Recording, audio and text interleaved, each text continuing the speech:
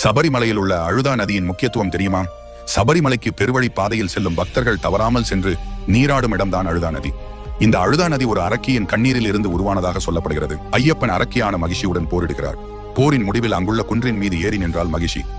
அப்போது ஐயப்பன் எய்த அம்பு மகிஷியின் மீது பட்டது.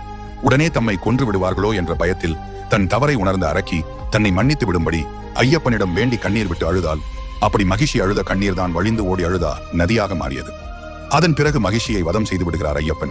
இருப்பினும் மகிஷியின் பூத உடல் வளர்ந்து கொண்டே சென்றது. இதனால் ஐயப்பன் ஒரு கல்லை எடுத்து அந்த உடலின் மீது போட்டு அதன் வளர்ச்சியை தடுத்து நிறுத்தினார் என புராணங்கள் அழுதா நதியின் வரலாற்றை கூறுகிறது.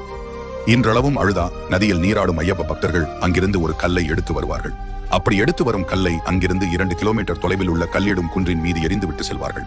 ஐயப்பன் கோவிலுக்கு செல்லும் பக்தர்கள் இந்த நதியில் நீராடிவிட்டு சென்றால் அவர்கள் வாழ்வில் செய்த தவறுக்கு அழுது மன்னிப்பு கேட்டதற்கு சமமாக கருதப்படுகிறது.